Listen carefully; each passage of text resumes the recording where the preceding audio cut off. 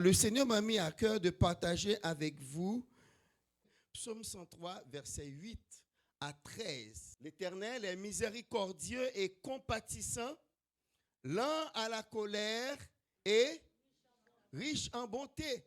Qu'est-ce qu'il ne fait pas? Il ne conteste pas sans cesse. Il ne reste pas à nous dire, tu savais, ma parole est devant toi, tu savais que tu ne devrais pas le faire, et voilà, tu l'as fait. Il ne fait pas ça. Il ne conteste pas sans cesse. Il ne garde pas sa colère à toujours. Même quand il est en colère, mais c'est pour un peu de temps. Il ne garde pas sa colère à toujours. Il ne nous traite pas selon... Mes amis, David va dire, s'il le faisait, qu'il pourrait subsister. S'il gardait le souvenir, ceux-là qui ont l'habitude de dire, qu'est-ce que je fais à Dieu pour mériter ça? Hein? Qu'est-ce que je fais à Dieu pour mériter ça?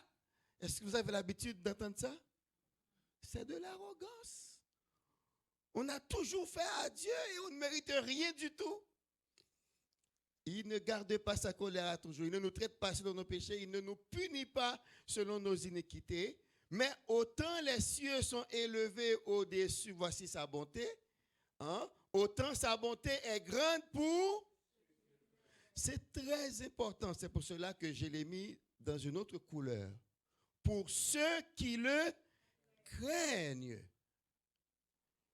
Et là, c'est l'exclusivité que Dieu met toujours dans ses affaires. Il y a toujours un petit groupe qui bénéficie de quelque chose de spécial de la part de Dieu. Ce n'est pas pour tout le monde.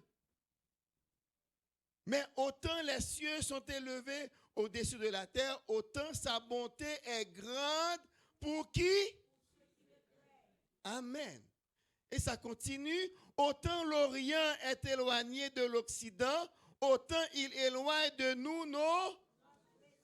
Comme un père a compassion de ses enfants, l'Éternel a compassion de... Maintenant, la question à nous poser, est-ce que je fais partie de ceux qui craignent Dieu? Car il y a certains versets, on a l'habitude de les réciter, on aime bien les réciter. Toutes choses concourent, et puis on reste là. Toutes choses concourent au bien, mais ça continue. De ceux qui... Donc, il y a toujours une condition. Il faut craindre Dieu. Il faut aimer le Seigneur. Et c'est dans ce sens que nous nous posons la question, mais qu'est-ce que la crainte de Dieu? C'est quoi la crainte de Dieu? Voici ce que la Bible dit au sujet de la crainte de Dieu. Qu'est-ce que la crainte de Dieu? Psaume 111, verset 10, la crainte de l'Éternel est le commencement de la sagesse. On ne va pas lire tout ça, mais je voulais vous montrer. Toutefois, si vous me faites la demande, je pourrais partager mes notes avec vous. Il dit, Proverbe 8, verset 13, la crainte de l'Éternel, c'est la haine du mal, l'arrogance et l'orgueil, la voix du mal et la bouche perverse. Voilà ce que je hais, dit l'Éternel. Merci beaucoup. Merci, ça va, tu peux le laisser, parce que c'est déjà téléchargé. Merci. Proverbe 10, 27. La crainte de l'Éternel augmente les jours. La crainte de l'Éternel est une source de vie pour détourner des pièges du mal. Proverbe 15, 16. Mieux vaut peu avec la crainte de l'Éternel qu'un grand trésor avec le trouble. Il dit, Proverbe 19, verset 23, la crainte de l'Éternel mène à la vie et l'on passe la nuit rassasié. Mais alors, c'est quoi? Comment on définit la crainte de l'Éternel? Pour le croyant, voici ce qu'est la crainte de l'Éternel. La crainte de Dieu est une révérence pour Dieu. Laquelle révérence influence profondément notre manière de vivre. La révérence qu'on a pour Dieu, cette crainte, ce respect. Craindre Dieu, c'est le respecter, lui obéir, nous soumettre à sa discipline et l'adorer avec piété. Voici ce qu'on appelle la crainte de l'Éternel. Tandis que pour les croyants, je l'ai mis ici pour votre information, pour les croyants, pour celui qui ne connaît pas Dieu, eh bien la crainte de Dieu est la crainte du jugement de Dieu et de la mort éternelle, qui est une séparation éternelle avec Dieu, selon Luc 12, 15, Hébreux chapitre 10, verset 31. Voici ce qu'est la crainte de l'Éternel. Respect, obéissance, soumission à sa discipline et adoration avec piété. C'est vivre selon Dieu. Alors, voici les deux personnages que je voulais vous présenter. Il y a Élie d'un côté et nous allons voir c'est quoi le syndrome d'Élie. Vous savez, un syndrome, on parle de syndrome, c'est l'ensemble des caractéristiques et des manifestations d'une maladie quelconque. De telle manière, dès que vous dites, ah, j'ai ça, on dit, ah, ok, vous souffrez de ça. Par exemple, quelqu'un vous dit, j'ai des courbatures, j'ai des maux de tête, je tousse. Ça égale à la grippe. Quelqu'un vous dit, ah, j'ai des courbatures, j'ai une grippe d'homme. La personne souffre, dans tout son corps, il y a la fièvre, et la personne tousse. Ça, c'est les symptômes de la grippe. Eh bien, tout ça constitue le syndrome de la grippe. Donc, nous allons voir le syndrome d'Élie. C'est Élie le sacrificateur, pas Élie le prophète. La Bible différencie. Élie le prophète, il y a un E final. Mais lui, c'est Élie le sacrificateur. Celui qui avait demandé à Anne de se mettre dehors. C'était ça. Fais passer ton vin. Donc c'est, madame, ne restez pas là, allez dehors. Alors, c'est quoi le syndrome Élie? J'ai dit d'abord Élie le sacrificateur et ses fils. Le premier syndrome, nous allons voir en Élie quelqu'un qui est laxiste, mais aussi qui néglige la parole de Dieu. Et nous lisons. Voici les caractéristiques des fils d'Élie. Les fils d'Élie étaient des hommes pervers. Ils ne connaissaient point l'Éternel. Et voici quelle était la manière d'agir de ces sacrificateurs à l'égard du peuple. Lorsque quelqu'un offrait un sacrifice, le serviteur du sacrificateur arrivait au moment où l'on faisait cuire la chair, tenant la main une fourchette à 3 dents. Il piquait dans la chaudière, dans le chaudron, dans la marmite ou dans le pot, et tout ce que la fourchette amenait, le sacrificateur le prenait pour lui. C'est ainsi qu'ils agissaient à l'égard de tous ceux d'Israël qui venaient là à Silo. On vous explique la manière d'agir des deux fils d'Élie, Ophni et Phiné. Qu'est-ce qu'ils ont dit encore? Même avant qu'on fît brûler la graisse, le serviteur du sacrificateur arrivait et disait à celui qui offrait le sacrifice, donne pour le sacrificateur de la chair à rôtir. Il ne recevra pas de 3 de chair cuite. C'est de la chair crue qu'il veut. Et si l'homme lui disait, mais quand on aura brûlé la graisse, tu prendras ce qui te plaira, le serviteur répétait, non, tu donneras maintenant, sinon je prends de force. Donc voici comment on traitait les deux fils d'Élie qui étaient sacrificateurs. Voici comment ils se comportaient à l'égard de ceux qui venaient à Silo offrir le sacrificateur, mais aussi comment ils se comportaient envers Dieu, envers les affaires de Dieu. Aucun respect. Et on continue, ces jeunes gens se rendaient coupables devant l'Éternel d'un très grand péché parce qu'ils méprisaient les offrandes de l'Éternel. Ils méprisaient. Est-ce que le Père était au courant de ces agissements? Eh bien, la Bible nous dit oui. Élie était au courant de la manière dont se comportaient ses deux fils et comment ils agissaient. 1 Samuel chapitre 2, versets 22 à 25. Voici comment Élie agissait envers eux. Élie était fort âgé et il a appris comment ses fils agissaient à l'égard de tout Israël.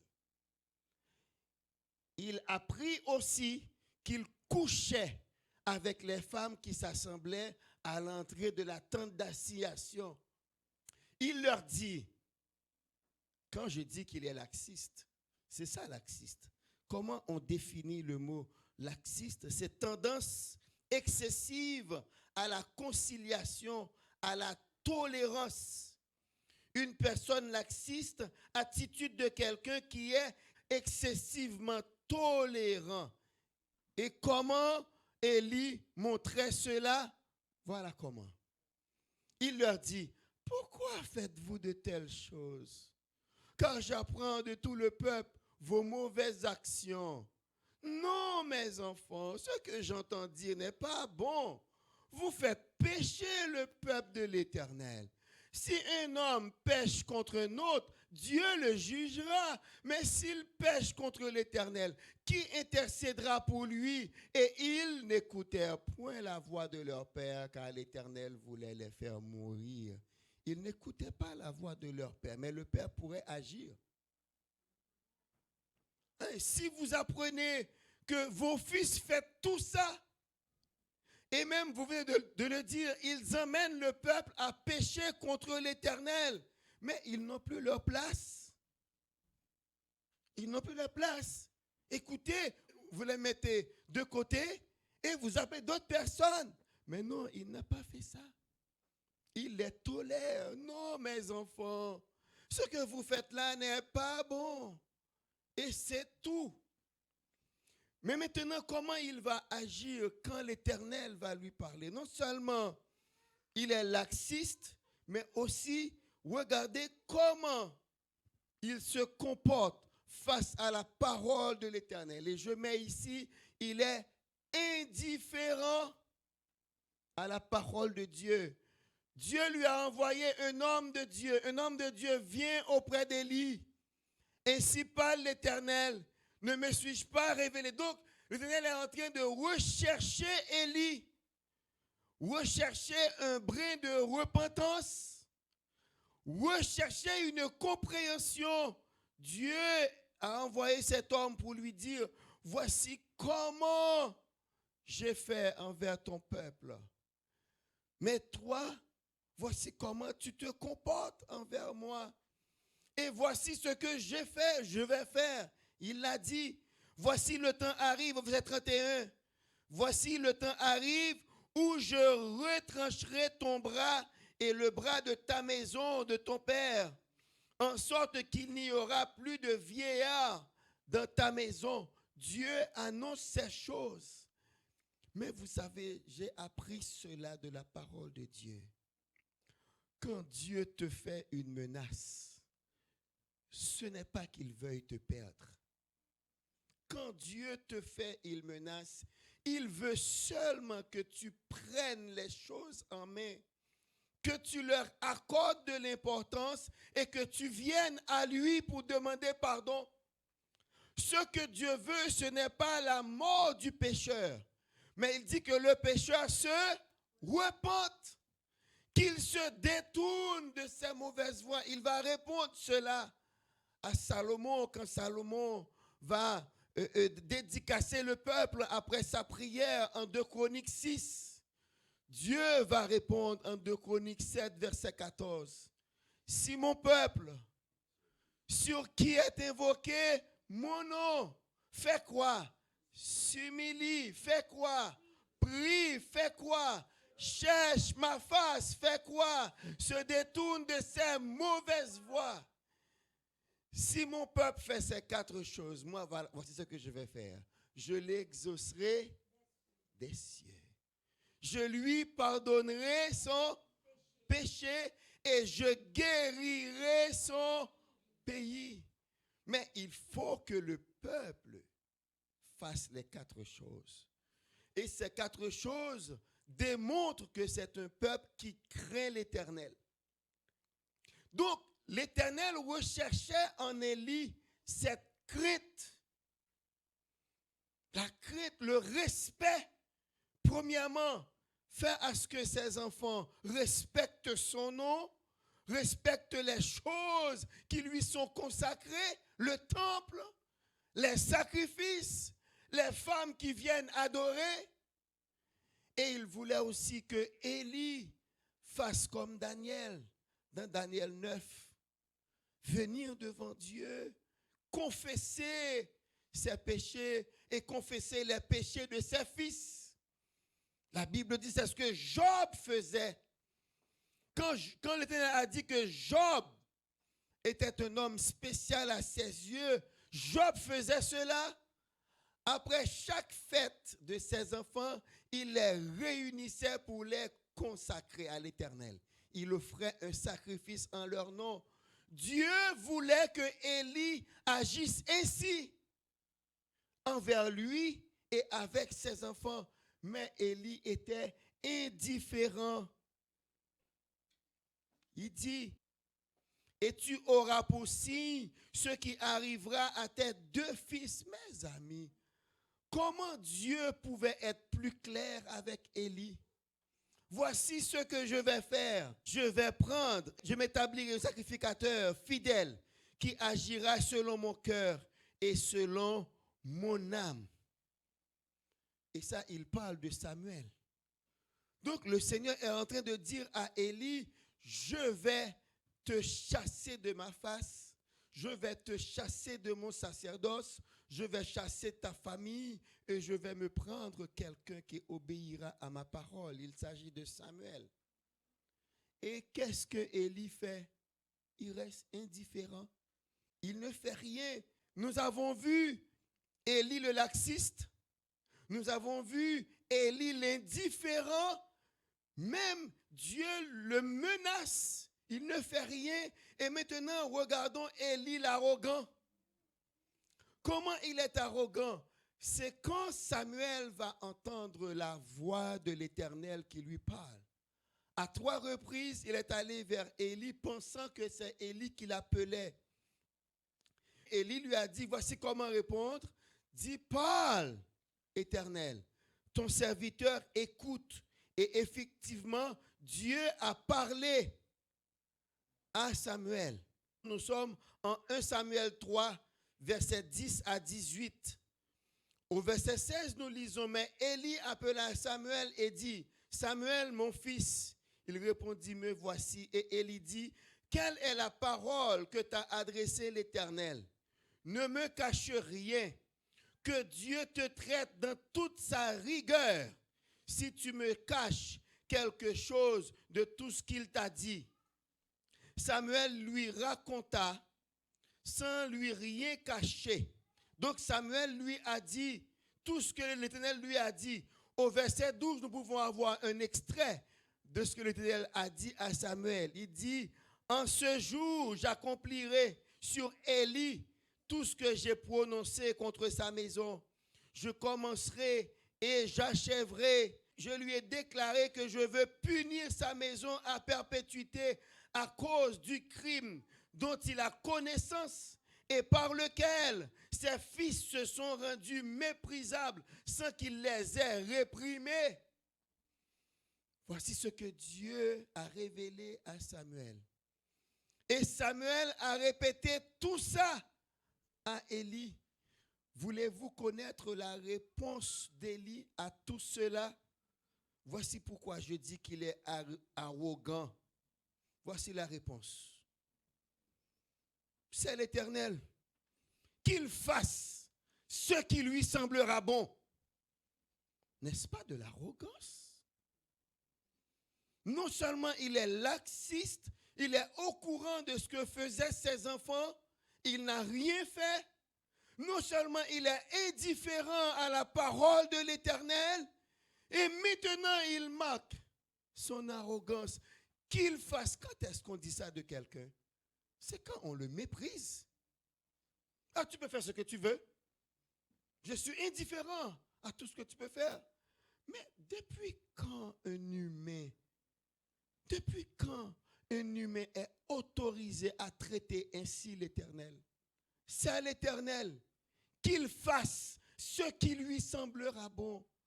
Mes frères et sœurs dans le Seigneur, j'aurais aimé qu'aucun de vous qu'aucun de vous ne manifeste un tel comportement face à l'Éternel. Si Dieu vous parle, si dans un message, un prédicateur relate des choses de votre vie que vous n'aimez pas, n'allez pas critiquer le prédicateur, mais tombez sur vos genoux. C'est ce que Dieu veut. Dieu veut que vous tombiez sur votre face et tu lui dises, merci Seigneur, tu as révélé cela dans ma vie. Aide-moi à être fidèle. Aide-moi à mettre fin à ça, car sans toi, je n'y arriverai pas. Mes amis, ce sont ces gestes que Dieu attend de ses enfants. L'humilité, la repentance. C'est ce que Dieu attendait d'Élie qu'il n'a pas trouvé. Et quand Élie a dit, c'est l'Éternel, qu'il fasse ce qui lui semblera bon. Et nous savons le reste. En un seul jour, le peuple d'Israël est allé en guerre contre les Philistins. Les Philistins ont pris l'âge de l'Éternel. Les deux fils d'Élie sont morts le même jour. Et la Bible dit, quand il a appris qu'on a pris l'âge, il est tombé à la renverse et il s'est rompu le cou.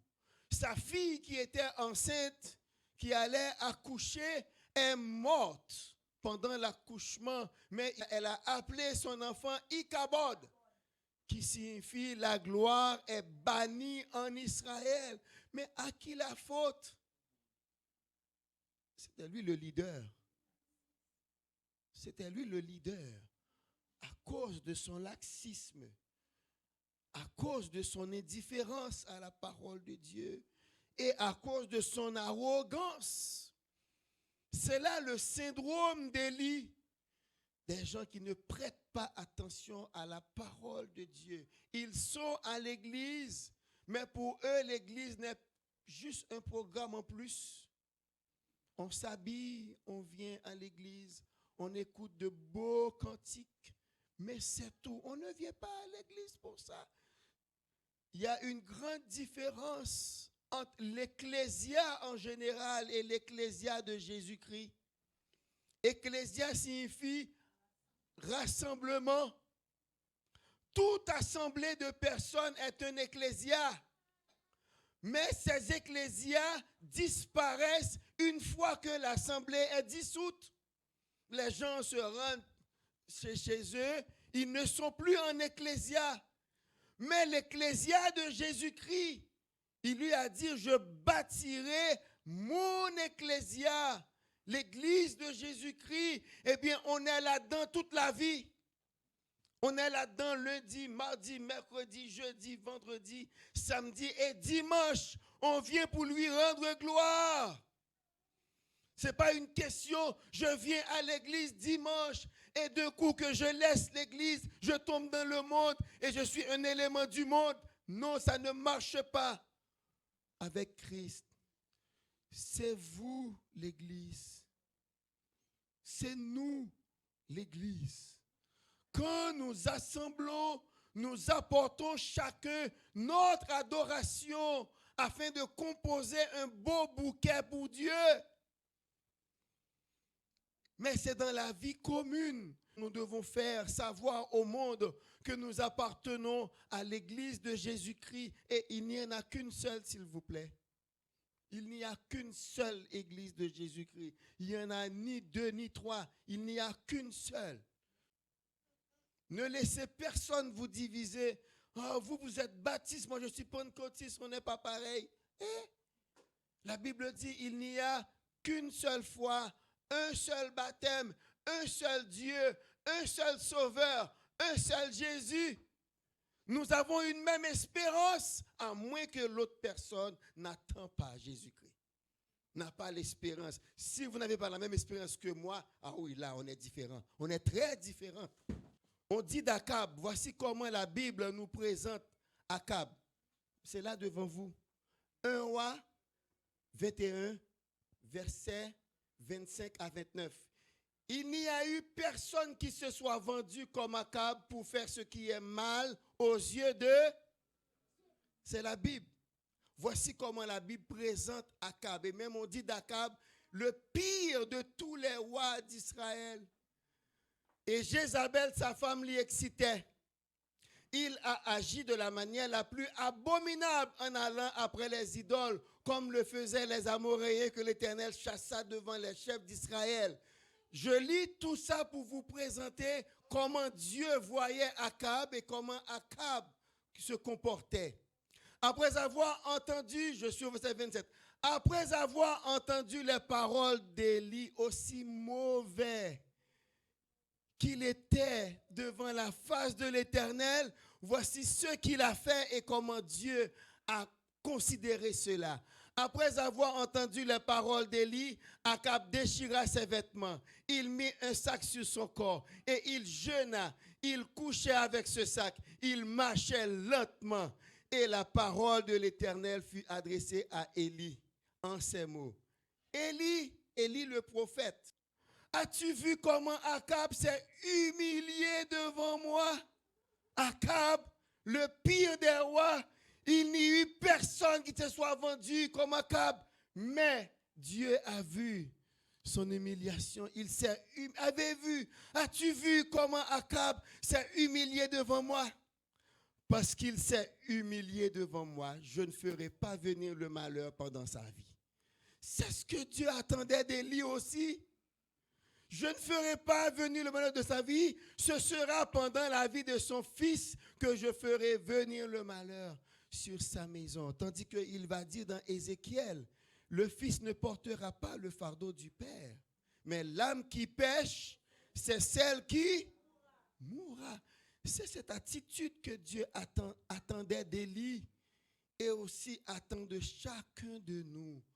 Quand Dieu nous parle à travers sa parole, à travers un message, à travers une méditation, mes chers frères et sœurs dans le Seigneur, humilions-nous devant le Seigneur. Et Dieu était content. Je laisse passer les Ninivites. Les Ninivites, Ninive, c'est la capitale d'Assyrie, un peuple méchant. Donc, je ne vous dirai pas, mais quand ils ont entendu le message de Jonas, ils se sont humiliés devant l'Éternel. Et l'Éternel les a sauvés. Vous savez, c'est 150 ans plus tard. C'est Nahum qui va nous le dire. Quand vous allez lire le livre de Nahum, Nahum va se concentrer sur la chute de Ninive. Mais Ninive du temps de Jonas, parce qu'ils s'étaient repentis, ils ont pris le sac, ils ont demandé à Dieu pardon, Dieu les a épargnés. Et 150 ans plus tard, Nahum va parler de la chute de Ninive vers 650. Comme ça, mais là, dans les années 793, etc., 700 et quelques, eh bien, Ninive a été épargnée. C'est ce que Dieu veut. Et voici ce que moi, j'ai mis aussi Amos 4, verset 4 à 12, que vous lirez chez vous pour voir. Voilà pourquoi Dieu envoie des choses chez ses enfants. La famine, l'épée, les bêtes sauvages. Ce n'est pas pour vous perdre, mais c'est pour vous ramener à lui. Quand vous êtes malade, quand vous avez perdu votre emploi, par exemple, vous pouvez penser que Dieu est en train de régler un compte avec vous, mais non, Dieu vous cherche. Parce que Dieu sait très bien, si vous gardez encore cet emploi, il va vous perdre. Trop de temps supplémentaire. Hein? N'est-ce pas? Eh bien, Dieu a pris le travail afin que vous veniez à ses pieds. Vous aurez le temps de jeûner. Vous aurez le temps vraiment de vous consacrer au Seigneur. Et surtout, quand Dieu prend quelque chose, dites-vous bien, il le remplace par quelque chose d'autre encore plus important. N'est-ce pas vous qui avez vécu? N'est-ce pas? Quand Dieu nous prend quelque chose, c'est parce qu'il veut nous donner une autre chose bien meilleure que ce que nous avions avant. Donc c'est ce que Dieu veut faire avec vous. 2 Samuel 11, versets 1 à 5. David, nous lisons ici comment David a jeté un deuxième regard. Job eut à dire, j'ai passé un contrat avec mes yeux de ne pas jeter un deuxième regard sur une vierge. Eh bien, David, c'est le deuxième regard qu'il a perdu, alors qu'il devrait sur le champ de bataille. On dit, l'année suivante, au temps où les rois se mettaient en campagne, David devrait être en campagne. Mais non, Dieu lui a donné des serviteurs, il a des ouvriers, il peut se reposer. Il a envoyé Joab, le chef de son armée, en guerre, et lui, il est resté chez lui. Et voilà qu'il souffre de l'insomnie. Il est sorti sur sa terrasse, et c'est là qu'il va voir une première fois Bathsheba. Il pouvait se détourner les yeux. Maintenant, il a jeté un deuxième regard. Il a regardé Bathsheba. Et puis, ça a enclenché. Il a envoyé des gens pour prendre Bathsheba et nous connaissons le reste de l'histoire. Il a fait l'adultère, commis l'adultère avec Bathsheba et non seulement ça, il a fait tuer son mari sur le champ de bataille. Et voilà, Dieu a envoyé Nathan. David, face à son péché, David, ses péchés et sa repentance, un modèle à suivre. Élie, c'est un syndrome à éviter. Mais David, c'est un modèle à suivre. L'Éternel envoya Nathan au verset 13 de Samuel 12. David dit à Nathan, qu'est-ce qu'il a dit, l'Église? J'ai péché contre les... Voilà. Il a reconnu tout de suite son péché. Et nous connaissons la suite. Le psaume 51, où il plaide, j'ai péché contre toi seul et j'ai fait ce qui est mal à tes yeux, en sorte que tu seras juste dans ta sentence. C'est le contraire d'Élie.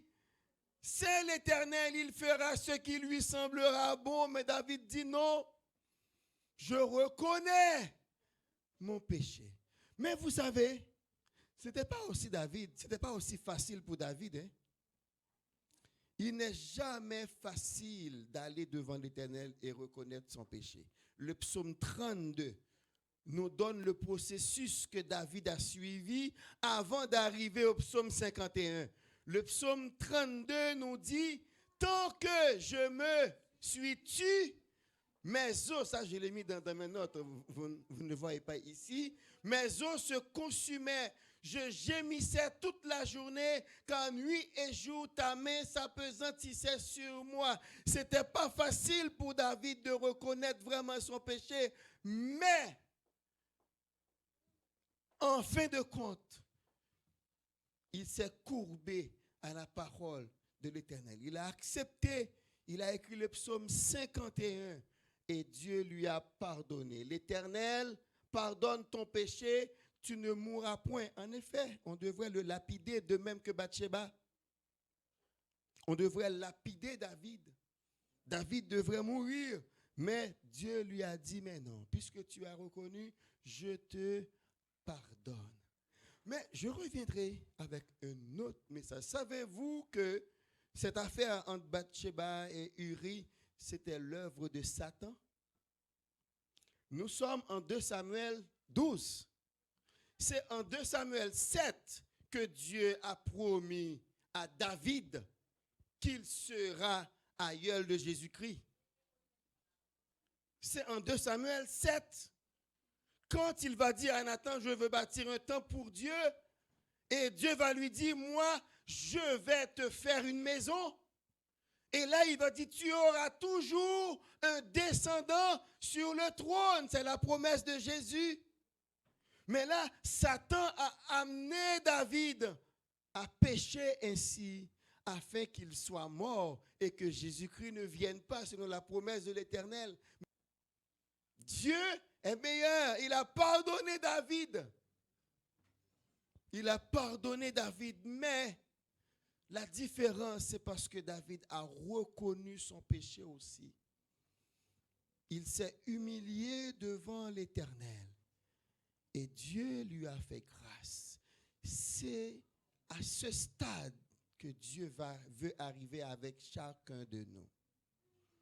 Nous sommes tous pécheurs. Jacques 1er, verset 17 dit, nous péchons tous, nous bronchons tous d'une manière ou d'une autre. Il n'y a personne qui peut dire qu'il n'a pas péché. Nous sommes tous des pécheurs, mais voici seulement la différence. Il y en a qui se complaisent dans leur péché, mais il y en a qui courent pour le péché. Il y en a, même quand le Saint-Esprit leur dévoile leur situation, ils font comme Élie, indifférents, laxistes et puis arrogants. Qui êtes-vous pour venir me dire cela? Vous avez déjà entendu parler de ça? Qui êtes-vous pour dire que mes péchés m'emmèneront en enfer? Qui êtes-vous? Donc laissez-moi faire, ça veut dire laissez-moi faire, laissez-moi vivre. Vous avez votre foi, j'ai ma foi. Vous avez votre manière de vivre, j'ai ma manière de vivre. Vous n'avez pas le droit de me dire que mon péché va m'emmener en enfer. On ne veut pas entendre parler de cela. Mais cependant, c'est la vérité. Nous sommes des pécheurs repentants et c'est ce que Dieu veut. Tandis que les autres sont des pécheurs, mais qui se complaisent dans leur péché. Mais Dieu veut, comme David va le dire, que la vérité soit au fond du cœur. Dieu veut que nous lui demandions cette prière de David. Purifie-moi avec l'hysope et je serai pur. David parle d'hysope parce qu'en ce temps-là, Jésus-Christ n'était pas encore venu. Mais nous avons le sang de Jésus qui est beaucoup mieux que l'hysope. Beaucoup mieux que la cendre du taureau immolé. C'est beaucoup mieux. C'est le sang de Jésus qui nous purifie de nos péchés. Amen. Nous devons considérer cela et remercier le Seigneur, remercier Dieu chaque jour pour le sang de Jésus versé à la croix et qui nous purifie de nos péchés. C'est ce que nous venons de faire avec la cérémonie de Sainte-Seine. Donc que le Seigneur vous bénisse et que le Seigneur vous rende sensible à sa voix et que le Seigneur vous indique également la décision à prendre, les gestes à esquisser quand il révèle nos péchés, que nous nous humilions devant lui afin de recevoir son pardon et continuer sur le chemin du salut. Prions le Seigneur. Cher Seigneur, merci pour ta parole. Tu nous l'as mise à cœur et nous l'avons délivrée ce matin. Merci. Merci pour ton peuple qui a entendu. Et merci pour tous ceux-là qui vont se rendre plus sensibles à ta parole. Que ceux-là qui étaient arrogants, Seigneur, puissent venir devant toi et demander pardon. Que ceux-là qui étaient, Seigneur, indifférents, qu'ils apprennent, Seigneur, à accorder plus d'importance quand tu parles. Parce que ta parole est la vérité. Et Seigneur, quant à ceux que tu places, Seigneur, au timon des affaires de ton peuple, que nous cessions d'être laxistes et que nous puissions prendre, Papa, les décisions qui s'imposent avec l'aide du Saint-Esprit, afin que le peuple de Dieu puisse cheminer sereinement sur la voie du salut. Papa, merci. Merci que le Saint-Esprit travaille en nous afin que nous puissions vivre conformément à ta parole. Et ainsi, Seigneur, nous présenterons un témoignage vivant au monde que tu es réel, que tu es bon et que tu règnes. Que ton nom soit béni au nom de Jésus-Christ. Amen.